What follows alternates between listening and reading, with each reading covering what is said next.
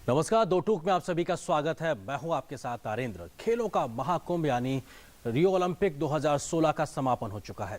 हर देश के हिस्से में अपने अपने हिस्से की कह सकते हैं कि कुछ खुशियां आई हैं तो कहीं पे कुछ गम भी है। कोई देश अपनी जीत में भी हार महसूस कर रहा है तो कुछ देश हार में भी जीत के बहाने ढूंढ रहे हैं। एक भारतीय होने के नाते हम सब भारतीयों के हिस्से में भी कुछ खुशियां आई हैं, लेकिन बहुत कुछ चीज़ें हैं जिसके बारे में भी सोचना बाकी है। हमारे हिस्से में 2 मेडल आए हैं जिसकी हम हर भारतीय को बहुत खुशी है, लेकिन क्या वो कमी रह गई कि हमारा जो डबल डिजिट का मेडल हासिल करने का जो एक टारगेट था वो हम हासिल नहीं कर पाए। तो जाहिर सी बात है, बहुत सी चीज़ें हैं जिन पे खुशी भी मनानी है, जिन पे हमको अपने ऊपर गर्व भी महसूस करना है, लेकिन ज़मीनी सच्चाइयों को स्वीकारते हुए आगे का रास्ता भी तय करना है कि हम उस उपलब्धि को हासिल कर सकें जहां पर ये जो टारगेट है जिसको हम अपने लिए सेट करते हैं वो हासिल कर सके, कम से कम ज़्यादा संख्या में मेडल ला सके। तो जाहिर सी बात है, आज दो टूक में इसी मुद्दे पे हम बात कर रहे हैं। कुछ सवाल उभरते हैं कि आखिर क्या वो बड़ी वजह है कि जिसकी वजह से हम उन चीज़ों को हासिल नहीं कर पा रहे। तो पहला सवाल है, क्यों चूक जाते हैं भारतीय खिलाड़ी मेडल की रेस में? क्या वो कमी ताकत की है? क्या वो कमी टेक्निक की है? क्या वो कमी संसाधनों की है? कहाँ पे वो कमियां रह जाती हैं जिसके चलते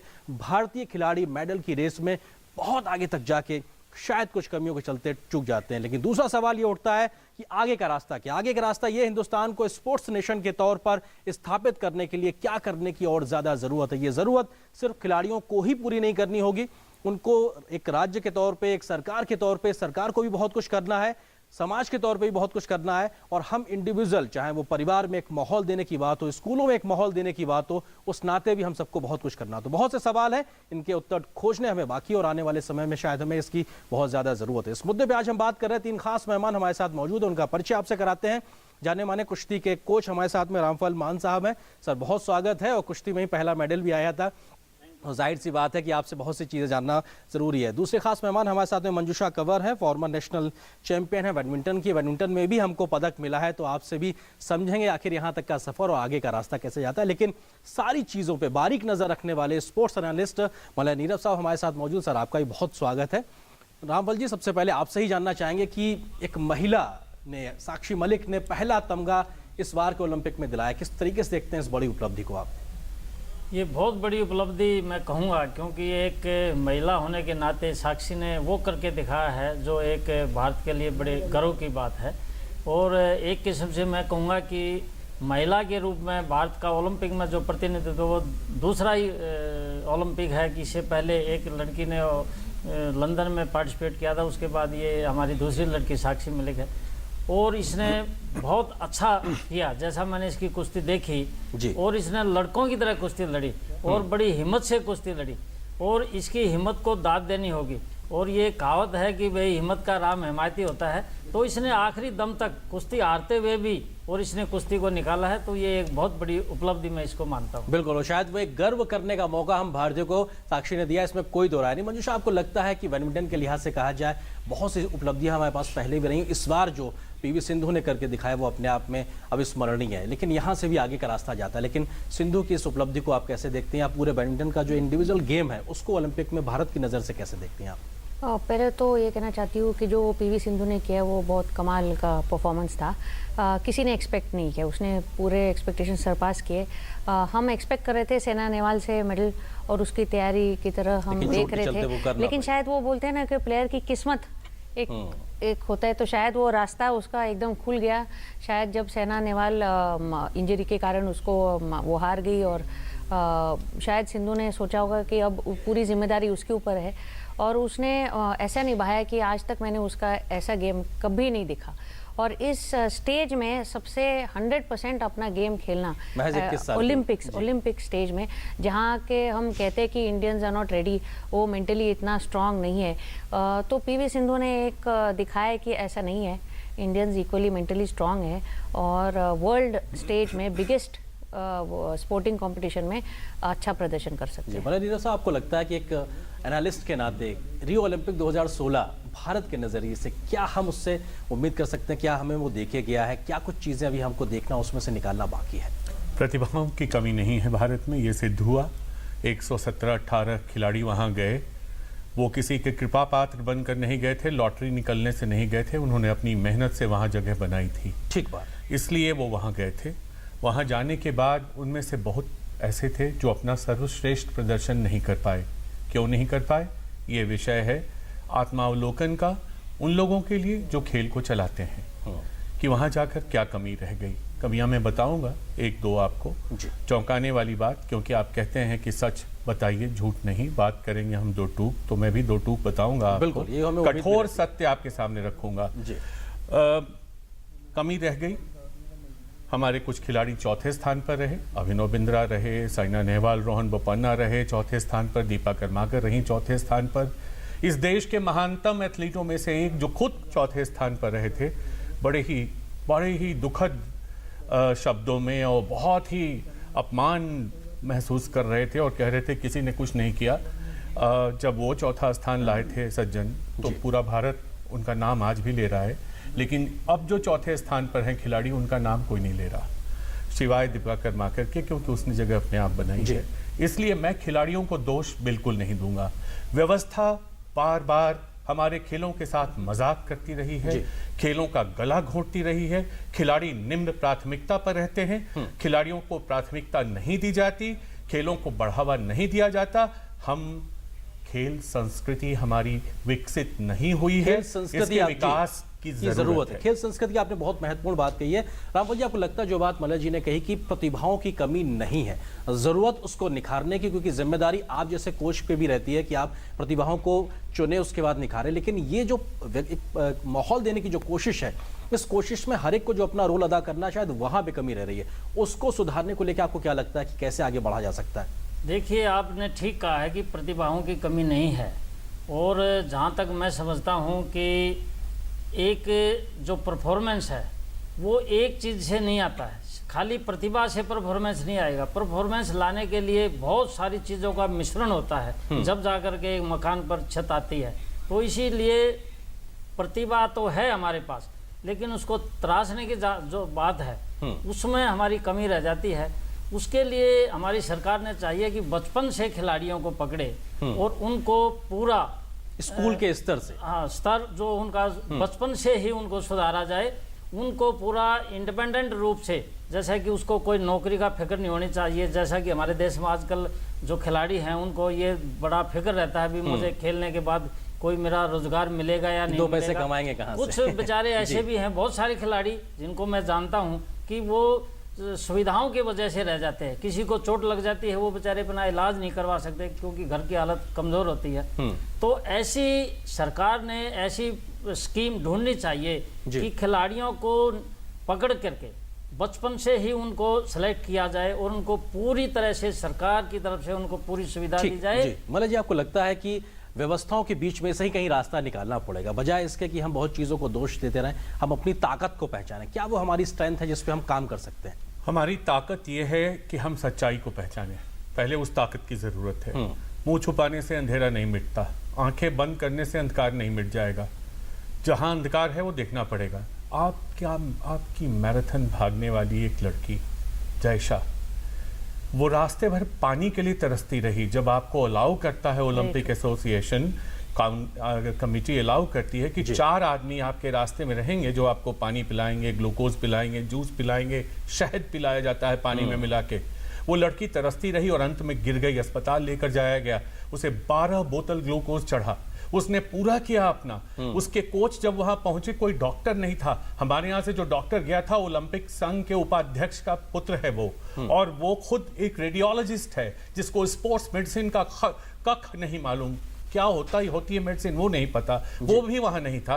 एक उदाहरण सुन लीजिए। अब उस लड़की को जब वहां ले जाया गया, कोच ने लड़ाई की कि मर जाएगी ये हमारी स्टूडेंट जो है वो मर जाएगी। उसको उठा के पुलिस स्टेशन में बंद कर दिया गया कोच को, क्योंकि वो इतना ज्यादा एक्साइटेड था, वो चाह रहा था कि इसको किसी तरह से इसकी जान बचाई जाए। और ये एक की दुर्दशा है। जरा सी और मुझे आधा मिनट, एक लड़की आपकी वेट लिफ्टर गई, मीराबाई चानू, उसको जिस महिला ने अपनी बच्ची की तरह पाला, भारत की बहुत जानी मानी वेट लिफ्टर हैं कुंज रानी देवी, वो उसकी मेंटर थी। उसके साथ सोती थी, खाती थी, वो दोनों मणिपुर के हैं, एक तरह का खाना खिलाती थी। 196 उस लड़की ने उठाया था। जब वो जाने लगी तो वो कोच कुंज रानी के रूप में नहीं भेजा गया कुंज रानी देवी को, एक नए कोच को भेजा गया जिसने जब उसने 106 किलोग्राम 104 किलोग्राम नहीं उठाया स्नैच में, तो उसको 102 या 3 के बजाय 106 दे दिया दोबारा उठाने के लिए। आप सोचिए, आप कहते हैं ठीक, तो बहुत सी चीजों पे हमको आत्मलोकन करने की जरूरत है। मुझे शर्म आती है। एक छोटे से ब्रेक के बड़े लिए रुकना है, बेआबरू होकर हम निकले हैं इस बिल्कुल कुंचे से। बहुत एक छोटे से ब्रेक के लिए रुकना है और ब्रेक के उस पार जब वापस आएंगे तो दो टूक पे हम ये चर्चा जारी रखेंगे, आखिर किन चीजों से आगे निकल के हमको मेडल तक का सफर तय करना है, क्योंकि हिंदुस्तान को एक स्पोर्ट्स नेशन के तौर पे अगर स्थापित करना है तो आगे का रास्ता और ज्यादा संघर्ष के साथ निकलता है। फिलहाल एक छोटे से ब्रेक के लिए रुकते हैं। पेश है नए युग का नया महिंद्रा यूवो। इसकी टेक्नोलॉजी खोलती है संभावनाओं के नए दरवाजे।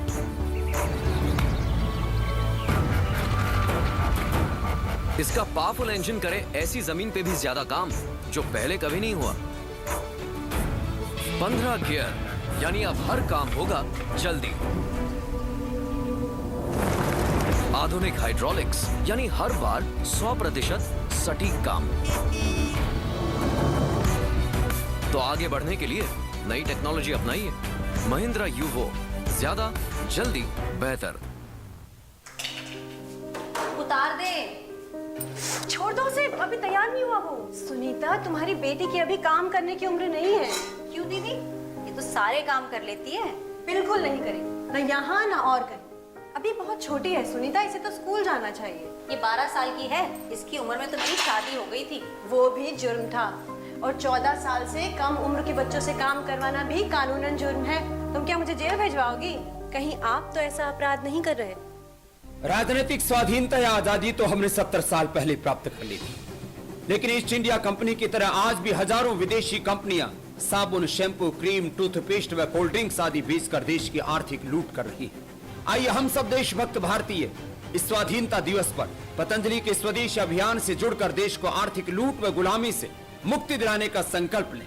वंदे मातरम। जन्म से लेकर 5 साल तक की उम्र के बच्चों को 7 बार टीकाकरण के लिए लेकर जाना है। 7 बार में से एक भी छूटना नहीं चाहिए। ये जिम्मेदारी हम सबकी है। ये जो बीच के टीके भूल जाते हैं ना, ये देखिए अच्छी बात नहीं है।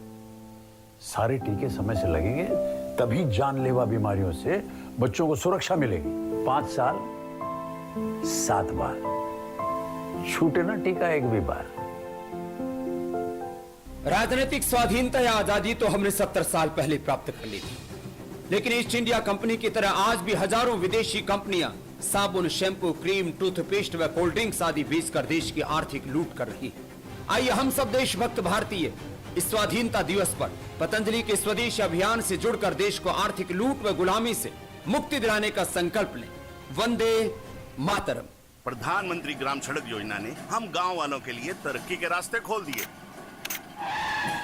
सड़क के गड्ढों की फोटो खींच रहे हो? कोई खास बात है क्या? अरे काका, मेरे मोबाइल फोन में मेरी सड़क ऐप है, जिससे प्रधानमंत्री ग्राम सड़क से जुड़ी कोई भी जानकारी सरकार तक भेजी जा सकती है। सड़क से जुड़े सुझाव या शिकायत पर सरकार वाजिब कार्यवाही करती है। प्रधानमंत्री ग्राम सड़क से जुड़ी कोई भी बात, मेरी सड़क एंड्रॉइड ऐप अब हर पल मेरे साथ।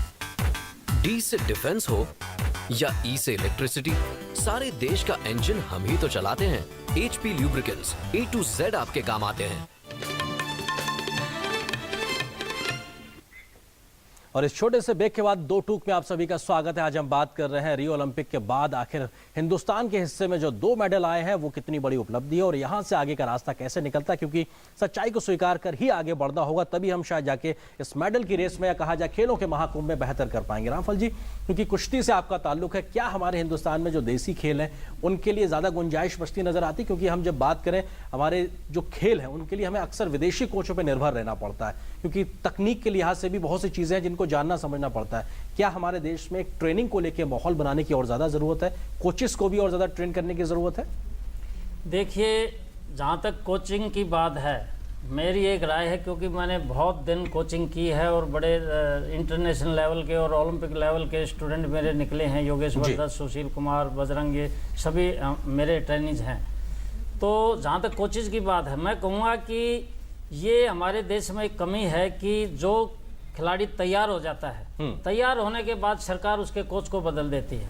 जिसने बचपन से उसको कोचिंग की है वो उससे बहुत दूर हो जाता है और उसके और बहुत सारे कोच हो जाते हैं जो ना तो उसकी आदतों का पता है, उसकी आदत क्या है, कैसे वो सोता है, कैसे वो रहता है, क्या खाता है, ये तो जो बचपन से कोचिंग करता है उसको मालूम है। तो मेरा तो एक सुझाव है, दो टूक बात यही है कि जो कोच बचपन से खिलाड़ी को तैयार करता है आखिर तक वो कोच उसके साथ होना चाहिए, चाहे कंपटीशन हिंदुस्तान में हो या बाहर हो। मंजूषा, आपको लगता है कि खिलाड़ियों की फिटनेस कितनी बड़ी समस्या है? क्योंकि अक्सर ये होता है कि खेल शुरू होने से पहले या कुछ वक्त पहले आके वो स्टेमिना को लेके या फिटनेस को लेके सवाल उठना शुरू हो जाते हैं। पहले था, हमें पता नहीं था क्या करना है, जो सीनियर्स करते थे वैसे ही जूनियर लॉट करता था, लेकिन अब बहुत आगे जा चुका है, स्पेशली बैडमिंटन में या रैकेट स्पोर्ट्स में बहुत आगे जा चुके हैं। नेशनल और एक इंटरनेशनल प्लेयर को पता है क्या चाहिए, तो उसको अगर सपोर्ट सिस्टम मिल जाता है तो वो इंटरनेशनल ट्रेनिंग और इंटरनेशनल स्टैंडर्ड ऑफ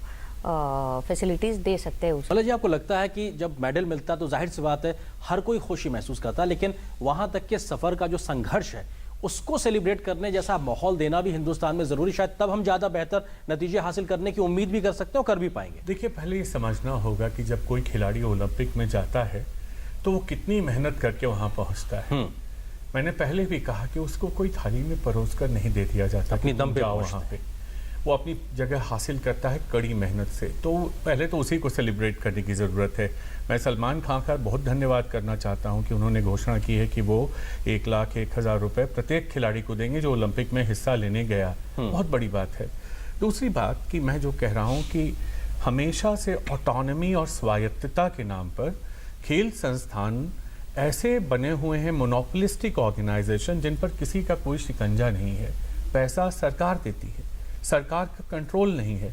सरकार का कंट्रोल फेडरेशन पर हो जाएगा तो इंटरनेशनल ओलंपिक कमेटी उस फेडरेशन को डी रिकॉग्नाइज कर देती है। ओलंपिक चार्टर में बड़ा क्लियरली लिखा हुआ है कि सरकार कोई इसमें इंटरफेयर नहीं करेगी, ये अपने आप चलाते हैं। लेकिन ये जो चौधराहट कर रहे हैं लोग वहां बैठ के, जो चौधरी बने हुए हैं, उनको ये सोचने की जरूरत है कि जिस खिलाड़ी के लिए पैसा आता है उस खिलाड़ी तक पहुंचाएं, उसको तैयार करें। एक खिलाड़ी को ओलंपिक पदक के लिए तैयार करने के लिए कम से कम 12 साल, 8 से 12 साल तक उसके पीछे मेहनत करनी पड़ती है।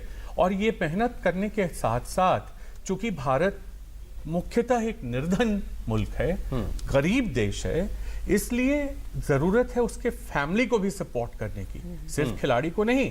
जब खिलाड़ी को आप चुनकर लाते हैं, उसकी ट्रेनिंग शुरू करते हैं, तो उसके परिवार का एक हाथ कम हो जाता है जिसने उसको रोटी खिलानी है, तो आप उसे भी मदद करिए। इसी तरह से खिलाड़ी विकसित की जाती है। इस बार आपने देखा ब्रिटेन दूसरे स्थान पर रहा पदक तालिका में।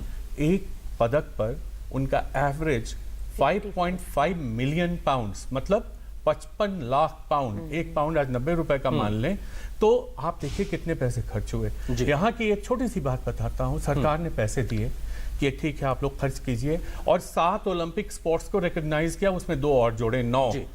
ओलंपिक स्पोर्ट्स को जितने पैसे मिले उससे डबल पैसे दिए गए उन खेलों में, जैसे स्क्वॉश में, वॉलीबॉल में, फुटबॉल में, जो ओलंपिक में प्रतिनिधित्व ही जहां नहीं होता भारत का। तो ये सरकार को भी अब सोचना होगा कि जो पैसा ही दे देने से हमारा काम नहीं चलेगा। इन फेडरेशंस पर खिलाड़ियों की पकड़ मजबूत करनी होगी। बैडमिंटन फेडरेशन पर खिलाड़ियों की पकड़ है। देखिए बैडमिंटन रिजल्ट दे रहा है आपको। तो मेरे ख्याल से हर बात में ये कह देना कि सरकार दोषी नहीं भी हो सकती है। रामफल जी, आपको लगता है कि अब जबकि हमें अंतर्राष्ट्रीय स्तर पर ख्याति मिलना शुरू होती, जब पदक आना शुरू होते, तो एक माहौल बनता है। महिलाओं ने 2 पदक जीते, इसके बाद से पूरे हिंदुस्तान में एक तरीके से नई बहस चढ़ गई, बेटी बचाओ बेटी पढ़ाओ जैसी चीजें, मतलब महिलाओं को लेकर अजीब सा उत्साह देखने को मिल रहा है। आपको लगता है कि एक तरीके का माहौल में परिवर्तन हुआ, इससे खेल को भी फायदा होगा? खेल की जितनी लोग जो जुड़े हुए, जितनी फेडरेटरीज हैं, उनको भी इस सब चीजों से मोरल बूस्टअप होता है? बिल्कुल। किसी भी चीज की जो सफलता होती है वो उसके माहौल पर डिपेंड होती है। अगर जो भी माहौल बनेगा तो माहौल से ही खिलाड़ी निकलेंगे। अभी हमारी लड़कियों की जो पहलवानी है हिंदुस्तान की, बहुत कम उम्र मैं कहूँगा उसको, क्योंकि लड़कियों की पहलवानी 10, 12, 15 साल से शुरू हुई है हिंदुस्तान में। इससे पहले लड़कियों की कुश्ती नहीं थी। लेकिन अब साक्षी मलिक ने एक जो माहौल बनाया है, इससे पहले जो फोगाट सिस्टर हैं उन्होंने एक माहौल बनाया है हिंदुस्तान में, तो उसका ही रिजल्ट है कि अब आगे चल करके हम देखेंगे कि कुश्ती में जो है लड़कियां और आगे उभर के आएंगी, बशर्ते कि सरकार भी ये ध्यान दे कि उस खिलाड़ी को किस चीज़ की ज़रूरत है, उसको चोट लग जाती है तो उसका कैसे क्या इलाज होना चाहिए, उसको खिलाड़ी से पूछ करके उससे पूछा जाए कि भी आपको क्या चाहिए जी, किस डॉक्टर की आपको जरूरत है। महत्वपूर्ण है। मंजूषा, 90 के दशक में जब आप अपने आप को बड़ा अच्छे से फिट करके रखी हुई थी और नेशनल चैंपियनशिप तमाम चीज़ें आप कर रही थी, अभी हम 2016 में बात कर रहे हैं, आपको लगता है कि लड़कियों के लिए कितनी चीज़ें बदल गई हैं, या अब एक तरीके से नया माहौल या रेड कार्पेट जैसी स्थिति, कम से कम आप आइए, आपके लिए स्वागत है, अगर आप कर सकते हैं तो आप आइए, जीतिए। लड़कियों का ये जो इस ओलंपिक्स ने तो दिखाया कमाल, और इस देश के लिए चाहिए था यही, लड़कियों से ही मेडल चाहिए था इंडिया के लिए, क्योंकि इंडिया का माहौल ऐसा है कि लड़कियों को थोड़ा सा हम वैसे ही पहचानते हैं कि घर से बाहर ही नहीं निकलते। अब स्पोर्ट्स की तो बहुत दूर की बात है, और अभी भी कम ही लड़कियां खेल रहे, उसी कम लड़कियों खेलने से ही मेडल लड़कियां ही जीत के आए। तो इसका मतलब एबिलिटी है जी, विल पावर है, डिसिप्लिन है, फोकस है, सब कुछ वही है, और भी लड़कियां मेडल जीत सकते हैं। और सबसे अच्छा वो एक व्हाट्सएप आया था मुझे कि मेंस का ओलंपिक्स कब स्टार्ट होगा ये इंडिया में। मतलब अभी तक रियलिटी सिंक इन नहीं हो रहा है, उससे मुझे पर्सनली बहुत ही खुशी मिल रही है। मुझे पता है मुझे पता है कि कहना बहुत आसान है कि फैसिलिटीज़ नहीं है। मैं जब से खेल रही हूँ तब तक आज तक बैडमिंटन में बहुत अच्छा हुआ है माहौल, प्लेयर्स वापस आ गए फेडरेशन के साथ साथ कोचिंग में, इसीलिए माहौल बदला, उनकी सुनाई गई बातें और रिजल्ट आ गया। ये हर फेडरेशन, ये हर डिसिप्लिन में है, हर स्पोर्ट में होना चाहिए। पास प्लेयर्स आना चाहिए, उनको बताना चाहिए कि क्या चाहिए, वैसे सरकार उनको सुनना चाहिए और ऐसे माहौल क्रिएट करना चाहिए। ठीक है, फिलहाल एक और छोटे से ब्रेक के लिए रुकते हैं, लेकिन ब्रेक के उस बाद 2 में हम ये चर्चा जारी रखेंगे और बात करेंगे आखिर विश्व के अन्य देशों से हम क्या कुछ सीख सकते हैं, क्योंकि वो अगर किसी मुकाम तक पहुंचे हैं तो उन्होंने क्या खोया है, क्या वो संघर्ष की कहानी रही है, उससे हमारे हिस्से में कौन से पाठ निकल के आते हैं जिससे कि हम सीख सकते हैं और आने वाले कल में हम और बेहतर कर सकें, इस बारे में बात करेंगे। फिलहाल एक छोटे से ब्रेक के लिए रुकते हैं 2 में। पेश है नए युग का नया महिंद्रा यूवो। इसकी टेक्नोलॉजी खोलती है संभावनाओं के नए दरवाजे।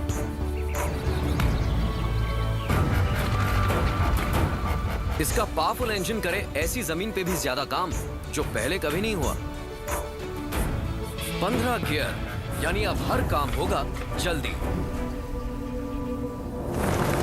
आधुनिक हाइड्रोलिक्स यानी हर बार 100% सटीक काम।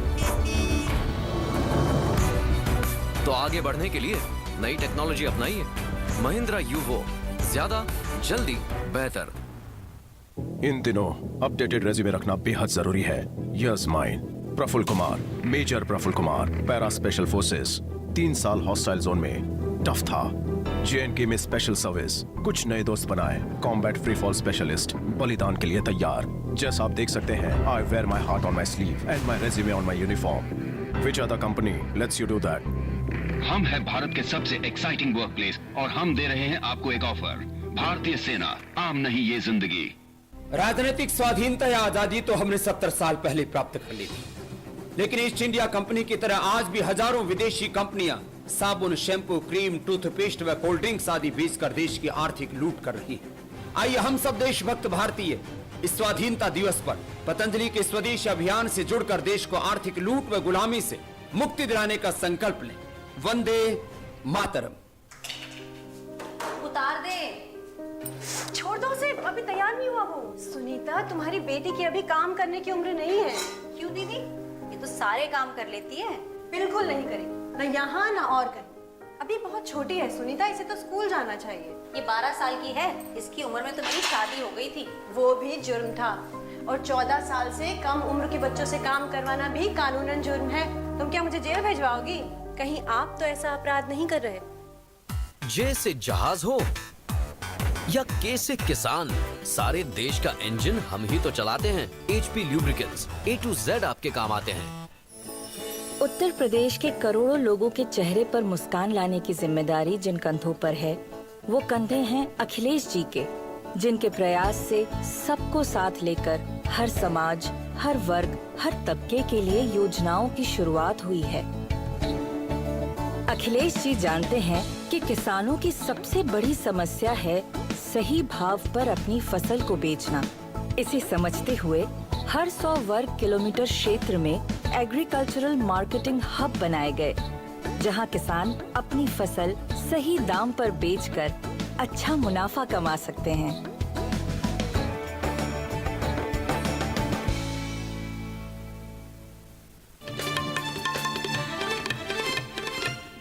मलय जी, आपको लगता है कि आने वाले समय के लिए क्या कुछ चीज़ें, क्योंकि बहुत से मुल्क हैं जिन्होंने बहुत डेडिकेटेड तरीके से, फोकस तरीके से अपने यहाँ प्लेयर्स को तैयार किया और दिखाया कि दुनिया में खिलाड़ी ऐसे तैयार किए जा सकते हैं, हम क्या सीख सकते हैं? सबसे पहला तो ये सेलिब्रेशन का टाइम है। आप कहेंगे क्या हो गया मलय जी आपको, आप क्यों कह रहे हैं सेलिब्रेट करिए? इसलिए सेलिब्रेट करिए कि आपके देश में व्यवस्था के बावजूद 117-18 खिलाड़ी वहाँ पहुँचते हैं, जद्दोजहद करते हैं, 2 पदक लेकर आते हैं, 3-4 पदक की दहलीज तक पहुँचते हैं। इसलिए हमें इससे सेलिब्रेट करना चाहिए, हमें बधाई देनी चाहिए उनको कि व्यवस्था के बावजूद उन्होंने ऐसा किया। व्यवस्था मदद करने वाली नहीं, व्यवस्था खिंचाई करने वाली, टांग खींचने वाली। जी।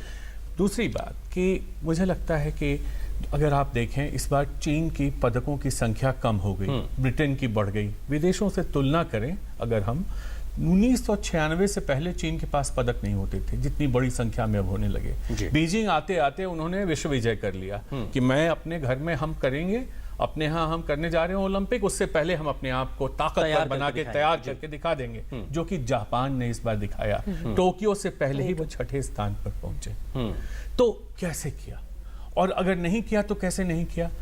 एक बच्चे को जब आप 8 साल, 6 साल, 10 साल की उम्र में उसकी प्रतिभा पहचानते हो, उसके बाद उसको ट्रेन करते हो, आपको पता है ना कि 3 महीने से मोबाइल छीन लिया गोपी चंद ने सिद्धू के हाथों से, आइसक्रीम छूने नहीं दिया उसे। इतनी कड़ी मेहनत, अनुशासन भी चाहिए, अनुशासन चाहिए। तो आप बच्चे से ट्रेन करो, प्रतिभा पहचानो, प्रतिभा का विकास करो। आज विद्यालय स्तर पर 11,000 खिलाड़ी पहचाने गए हैं साई द्वारा, जो कि जूनियर लेवल पे। सीनियर लेवल पे आते आते उनकी संख्या 2-3 हज़ार होती है।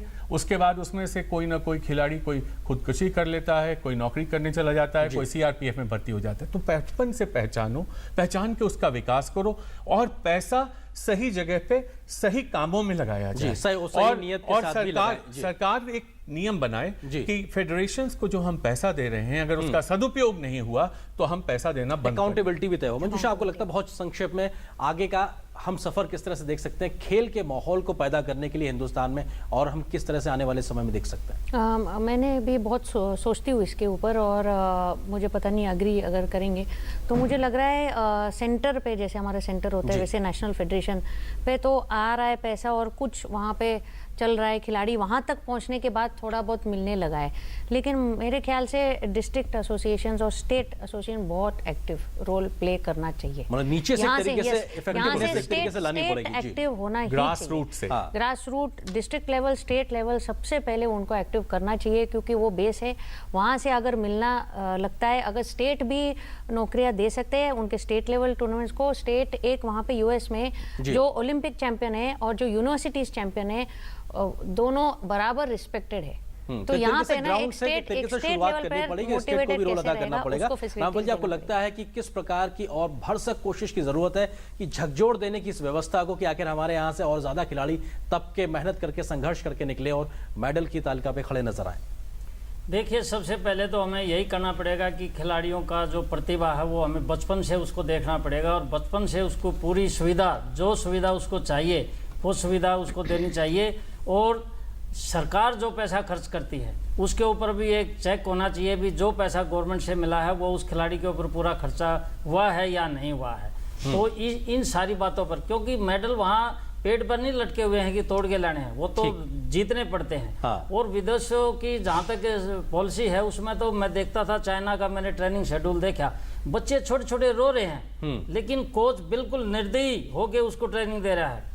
भाई हमने 90 डिग्री पर इसका पैर मोड़ना है तो मोड़ना ही है, चाहे वो बेसिक चिल्लाता रहे। यहाँ हमारे यहाँ सिस्टम दूसरा है कि बच्चे को थोड़ा ज़्यादा हम वर्क दे देंगे तो उसके पेरेंट्स आएंगे भी हमारे बच्चे को मार दिया। उस स्तर पे भी थोड़ा और ज्यादा अनुशासित होने की अनुशासन जो है वो सबसे जरूरी है, और अनुशासन होगा तो उसको कोई रोक नहीं सकता। जी, बहुत शुक्रिया आप तीनों मेहमानों को हमारे साथ इस चर्चा में शामिल होने के लिए। तो दो टूक में आज हम बात कर रहे थे कि किस प्रकार से हिंदुस्तान में इस बार के ओलंपिक में महज 2 मेडल आए हैं। ये बड़ी उपलब्धि है क्योंकि जो भी हासिल हुआ है वो बड़े गर्व की बात है, लेकिन यहां से आगे का रास्ता और बेहतर हो उसके लिए जरूरी है सरकार को, समाज को, प्लेयर्स को, हर एक को अपनी अपनी जिम्मेदारी निभानी होगी और अकाउंटेबिलिटी तय करना बहुत जरूरी है कि जिनके कंधों पर यह जिम्मेदारी है कि वो देश में खेल का माहौल तैयार करें, कम से कम वो अगर नहीं कर पा रहे हैं तो उनको अपनी जिम्मेदारी को समझ के अपनी जिम्मेदारी का निर्वहन करने के लिए आगे आना चाहिए। तो आज इस चर्चा में दो टूक में फिलहाल इतना ही, लेकिन डीडी न्यूज़ पर खबरों का सफर लगातार जारी रहेगा।